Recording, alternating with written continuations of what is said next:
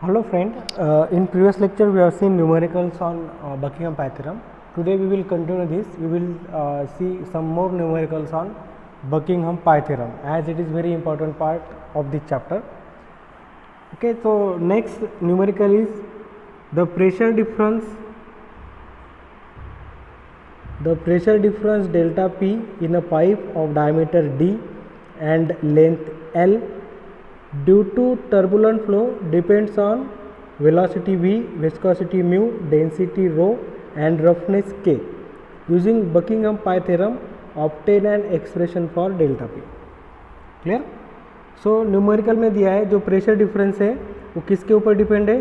Diameter, length, velocity, viscosity, density and roughness. Okay, so delta P is function of diameter, length, velocity, viscosity, rho and k, surface roughness. Okay, so this is dependent variable which is depend on 1 2 3 4 5 6 independent variable. Okay, so what is our first step in Buckingham Pi theorem? We will form a new function which contain this dependent variable also. मतलब ये dependent variable भी उसके साथ में आ जाएगा. तो हम क्या करेंगे, इस डेल्टा पी को इस नए फंक्शन में डाल देंगे. तो ये हो गया F1 delta P D L V mu rho के इक्वल्स टू 0 क्योंकि डेल्टा पी इधर गया है. क्लियर? मतलब हम आराम से गिन सकते हैं अभी कितने वेरिएबल है, 1 2 3 4 5 6 7. So this function consist of 7 variable. समझ में आ गया क्या क्या है यहाँ पर? देखिए डेल्टा पी फंक्शन था इन सारी चीज़ों का, तो हमने एक नया फंक्शन बनाया जिसमें डेल्टा पी भी है, तो ये मिल गया वो जो मैंने अभी लिखा था. तो यहाँ पर नंबर ऑफ वेरिएबल कितने हैं? 7. ओके, अगर आप इस प्रेशर, डायमीटर, लेंथ, वेलोसिटी इनके डायमेंशंस अगर आप निकालोगे तो आपको एम एल टी तीनों भी मिलेंगे. ओके, कई जगह पर एम नहीं रहेगा, दूसरी जगह पर रहेगा, मतलब एम एल और टी हर जगह पर रिपीट होंगे. तो नंबर ऑफ डायमेंशंस कितने हो गए हमारे? 3. क्लियर? तो कितनी पाइटम बनेगी हमारे पास? n minus m equals to 7 minus 3 equals to 4. मतलब हमें मिलेंगे अभी पाई 1, पाई 2, पाई 3 और पाई 4. Clear? So n number of variable थे जिनके m नंबर ऑफ डायमेंशंस है, तो हमें कितने पैटर्न मिलेगी? n minus m. तो 7 वेरिएबल थे जिनकी 3 डायमेंशन थी, तो हमें कितने पैटर्न मिलेंगे? 4.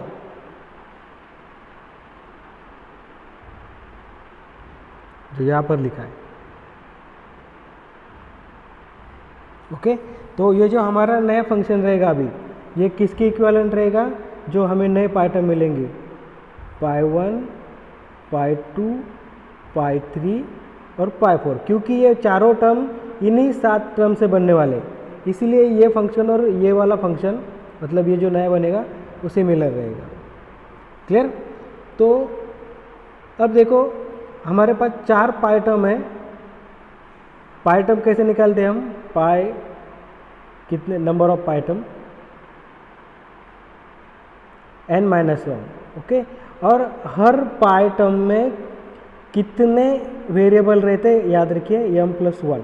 जितने डायमेंशंस है उससे एक ज़्यादा हर पाई टर्म में. बराबर? मतलब यहाँ पर अब डायमेंशंस 3 है, तो हर पाई टर्म में 4 वेरिएबल रहेंगे. बराबर? मतलब हमें पाई 1, पाई 2, पाई 3 और पाई 4 में जो हमारे पहले 7 वेरिएबल है इनको एडजस्ट करना है हमें. ओके, तो हर पाई टर्म में m प्लस 1 वेरिएबल रहेंगे और जितनी m है उतने रिपीटेटिंग वेरिएबल रहेंगे. रिपीटेटिंग वेरिएबल मैंने आपको पहले भी कहा है, जो हर पाई टर्म में आपको रिपीट करने पड़ेंगे वो है रिपीटेटिंग वेरिएबल. वो कितने रहेंगे? जितने नंबर ऑफ डायमेंशंस है. तो नंबर ऑफ डायमेंशंस 3 है, तो रिपीटिंग वेरिएबल भी 3 है. बराबर? अब रिपीटेटिंग वेरिएबल के बारे में कुछ चीज़ें आपको ध्यान में रखनी थी. वो थी कि आप डिपेंडेंट वेरिएबल नहीं ले सकते. मतलब आप डेल्टा पी को सेलेक्ट नहीं कर सकते. हमारे पास क्या क्या पर लिख लेता हूँ मैं. डेल्टा पी मतलब pressure, diameter, length, velocity, viscosity, density और के या के, इन सात में से हमें 3 रिपीटिंग वेरिएबल निकालना है। हम ये नहीं ले सकते क्योंकि रिपीटिंग वेरिएबल है। अब इन 6 में से हमें 3 सेलेक्ट करना है, तो उसके लिए आपको क्लियर इंडिकेशन है कि एक आप ज्योमेट्री से लो। ज्योमेट्री मतलब डायमीटर, लेंथ, हाइट वगैरह वगैरह। तो इसमें हमारे पास 2 ऑप्शन है, डी और एल। आप कौन सा भी ले सकते हो। यहाँ पर डी लिया है, देखिए D D D D D. Okay, दूसरा इंस्ट्रक्शन है आप फ्लो प्रॉपर्टी से लो, मतलब velocity, acceleration, angular velocity, angular acceleration, इनमें से रहा तो आप कोई भी एक ले सकते हो। तो यहाँ पर हमारे पास चॉइस नहीं है, हमारे पास एक ही फ्लो प्रॉपर्टी है, वेलोसिटी, तो हमने वी को चूज कर लिया। ठीक है, तीसरा है आप फ्लूइड प्रॉपर्टी में से एक लो। फ्लूइड मतलब viscosity, density, relative density, specific gravity etcetera. तो हमारे पास यहाँ पर 2 है, विस्कोसिटी और डेंसिटी 2 है। तो यहाँ पर डेंसिटी चूज़ किया, आप विस्कोसिटी भी चूज़ कर सकते हैं। इससे आपका न्यूमेरिकल गलत नहीं होगा, आपके पार्टम अलग अलग आएंगे लेकिन आपका आंसर सही रहेगा। आप या तो रो भी ले सकते हो या म्यू भी ले सकते हो। तो यहाँ पर रो लिया है। समझ में आ गया हमने कैसे रिपीटेटिंग वेरिएबल चूज़ किए। ओके, तो हमने रिपीटेटिंग वेरिएबल चूज़ किए अभी डी वी रो। तो पहली पार्टम क्या हुई, D raise to A1, V raise to B1, rho raise to C1। अब देखिए हमारे पास कितने टर्म थे, delta P, D, L, V, rho, mu, K, 1 2 3 4 5 6 7। तो डी रिपीटेटिंग वेरिएबल है, वी रिपीटेटिंग वेरिएबल है और रो रिपीटेटिंग वेरिएबल। बचे क्या अभी, डेल्टा पी, एल, म्यू, के। तो हम इन सबको एक एक पार्टम में डाल देंगे क्योंकि रिपीट नहीं है। तो पाई 1 में हमने डेल्टा पी डाला, पाई 2 में एल डाला, पाई 3 में म्यू डाला और पाई 4 में के डाला। क्लियर। इस तरह से हमारे 7 वेरिएबल 4 पार्टम में अकोमोडेट हो गए, मतलब 3 रिपीटेटिंग और बाकी के जो रिपीट नहीं होने वाले। क्लियर। तो ये हो गया हमारा पूरा अभी इक्वेशन। ओके, तो अब हम क्या करेंगे, हम पाई 1 की वैल्यू निकालेंगे, पाई 2 की, पाई 3 की, पाई 4 की। तो क्या करना है, सबसे पहले हम पहली पार्टम लेंगे। पहली पार्टम है pi 1 equals to D raise to A1, V raise to B1, rho raise to C1 और डेल्टा पी। ओके, हम अब इसके डायमेंशन कंपेयर करेंगे, लेकिन आपको मालूम है पाई डायमेंशन लेस रहती है। पाई का डायमेंशन हमेशा M0, L0, T0 ही रहेगा क्योंकि डायमेंशन लेस नंबर है, डायमेंशन लेस टर्म है। क्लियर। तो इसका डायमेंशन है M0, L0, T0। अब हम क्या करेंगे, इसके डायमेंशन पुट करेंगे। अब D क्या है, डायमीटर, उसका डायमेंशन क्या है, सिर्फ L1। D का डायमेंशन है सिर्फ L1 और उसका पावर है A1। तो इसका ये क्या हुआ, L रेस टू A1 जो यहाँ पर लिखा है। सिमिलरली वेलोसिटी का डायमेंशन है LT-1, उसका पावर B1। सिमिलरली रो का डायमेंशन है ML-3, उसका पावर C1 और प्रेशर का डायमेंशन ML-1, T-2। क्लियर। अब डायमेंशन पुट करने के बाद आगे क्या करना है, मैंने आपको बताया है। M की टर्म अलग लिखिए, L की अलग लिखिए, T की अलग लिखिए। अब देखो यहाँ पर M की 2 टर्म है। इस टर्म में M का डायमेंशन क्या है, M रेस टू C1 क्योंकि M का पावर 1 और उसका पावर C1। सिमिलरली यहाँ पर M का पावर 1 है। ठीक है। अब L की बात करेंगे, यहाँ पर L का पावर है L raise to A1। Similarly यहाँ पर है L raise to B1। Similarly यहाँ पर है L रेस टू -3 C1 और यहाँ पर है L-1। अब बचा T की पावर है T रेस टू -B1 यहाँ पर। सिमिलरली यहाँ पर T रेस टू -2। अब इसको हम इसका बेस सेम है तो इसके इंडेक्स इसका समेशन होगा, तो ये होगा M C1 + 1। Similarly L raise to A1 + B1 -3 C1 -1।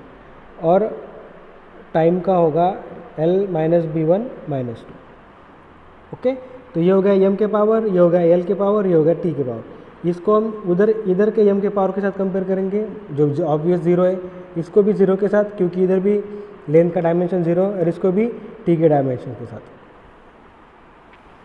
Okay, तो देखो पहले क्या आया था हमारा C1 प्लस 1, तो इधर डायमेंशन जीरो है, तो उसको हम कंपेयर करेंगे, zero equals to C1 plus 1, तो ये क्या C equals to minus 1। Similarly L के डायमेंशन क्या है, हम L के डायमेंशन कंपेयर करेंगे तो A1 plus B1 minus 3C1 minus 1, यहाँ पर जीरो के साथ कंपेयर करेंगे। इसमें हमें A की वैल्यू, C की वैल्यू मालूम है, जो ऊपर माइनस 1 है वो भी पुट करेंगे, और नीचे से हमें B की वैल्यू मिलेगी। अगर हम T का पावर कंपेयर करेंगे तो zero equals to minus B1 minus 2, तो B1 की वैल्यू हमें माइनस 2, C1 की माइनस 1, जो इसमें पुट करने के बाद हमें A1 की वैल्यू मिलेगी, A1 की वैल्यू मिले हमें 0। ओके, अब देखिए जो वैल्यू मिली हमें A1 की, C1 की और B1 की, तो हम वो इस टर्म में पुट करेंगे, पाई टर्म में। d रेस टू A1 की वैल्यू 0 है तो d raise to 0। Similarly v raise to B1 की वैल्यू माइनस 2 है तो v raise to minus 2। Similarly rho raise to C1 की वैल्यू माइनस 1 है तो माइनस 1 इंटू डेल्टा पी, तो ये क्या होगा, d रेस टू 0 मतलब 1, तो डेल्टा पी इक्वल्स टू क्या, पाई 1 इक्वल्स टू क्या हो गया, delta P into rho raise to minus 1 V raise to minus 2। उसको डिनोमिनेटर भेज देंगे तो उसकी पावर पॉजिटिव हो जाएंगे, तो ये मिली हमें पहली पाई टर्म। क्लियर। उसके बाद में हम निकालेंगे अभी सेकंड पाई टर्म। सेकंड पाई टर्म है हमारी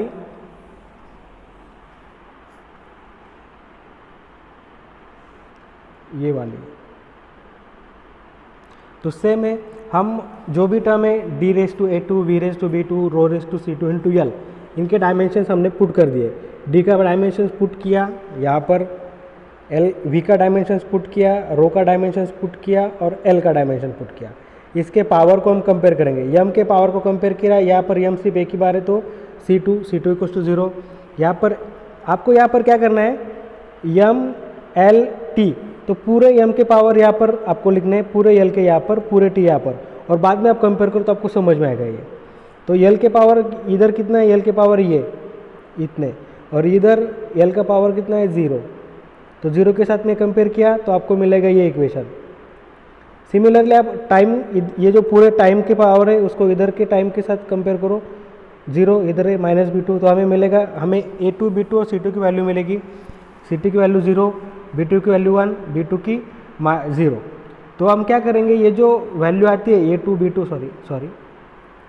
A2 B2 C2, इसको इस पाई 2 में पुट कर देंगे तो हमें दूसरी पाई 2 मिलेगी। देखो हमने पाई 2 में पुट किया वो A2 B2 C2, तो हमें मिला दूसरी पाई टर्म L/D। क्लियर। अब हम निकालेंगे तीसरी पाई टर्म, तो तीसरी पाई टर्म हमने यहाँ पर लिख ली है। नेक्स्ट स्टेप क्या है, इसके डायमेंशन पुट करना, ये हमने किया पुट, ये पाई टर्म लिख ली, यहाँ पे डायमेंशंस पुट किए। अब इसके आगे क्या करना है, जो बुक में नहीं दिया हो, M L T पूरे m के पावर यहाँ पर जमा करना, पूरे L के पावर यहाँ पर जमा करना, पूरे t के पावर यहाँ पर जमा करना, और इनको फिर इधर के m L T से कंपेयर करना, जो ऑब्वियसली 0 रहेंगे। तो m के पावर इधर कितने, C3 प्लस 1 इक्वल्स टू 0, तो C3 की वैल्यू मिली -1। L के पावर कितने इधर, ये वाले A3 plus B3 minus 3C3 minus 1, उसको कंपेयर किया L के पावर के साथ 0, और t के पावर यहाँ पर कितने हैं, -B3 माइनस 1, तो B3 की वैल्यू -1, C3 -1, B3 -1 और A3 भी हमें -1 मिला। तो नेक्स्ट स्टेप क्या है, A3 B3 और C3 मिलने के बाद में हम ये A3 B3 C3 इसमें पुट करेंगे, d raise to A3 v raise to B3 rho raise to C3 into mu, इनकी वैल्यू हमने पुट कर दी तो हमें मिला ये पाई टर्म। क्लियर। नेक्स्ट चौथा पाई टर्म, चौथा पाई टर्म में हम पुट करेंगे तो चौथा पाइटर्म हमने लिया ये। ओके, तो अगेन हम क्या करेंगे, इसके डायमेंशंस पुट कर देंगे D V rho L. Okay, फिर एम एल टी सब इधर के सब यम के पावर यहाँ पर, सब यल साथ में और सब टी साथ में। तो अब इनके पावर हम इस एम एल टी के साथ कंपेयर करेंगे जो 0 0 0 है। तो यम के पावर यहाँ पर है C4, यहाँ पर सिर्फ C4 आएगा, तो ये C4 = 0, तो C4 की वैल्यू मिल गई 0। एल के पावर A4 - B4 - 3C4 + 1, उसको इधर के यल के पावर के साथ कंपेयर किया, ये हमें इक्वेशन मिला।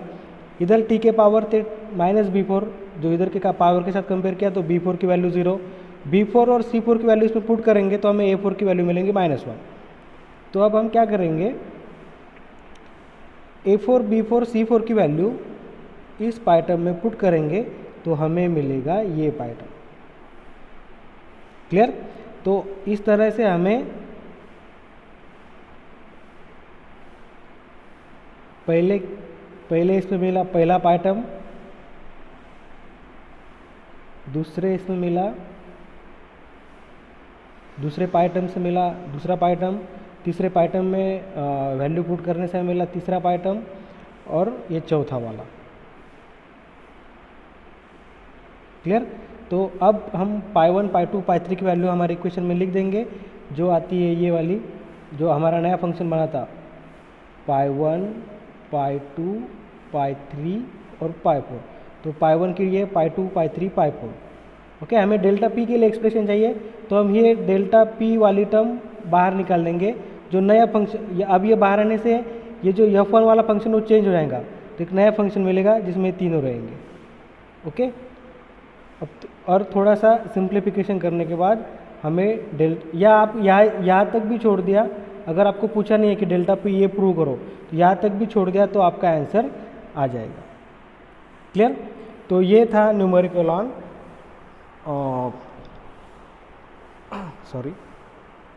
Numericals on Buckingham Python. तो इसमें आपको कोई भी आपको प्रॉब्लम है तो आप मुझे व्हाट्सएप पे पूछ सकते हैं। Thank you.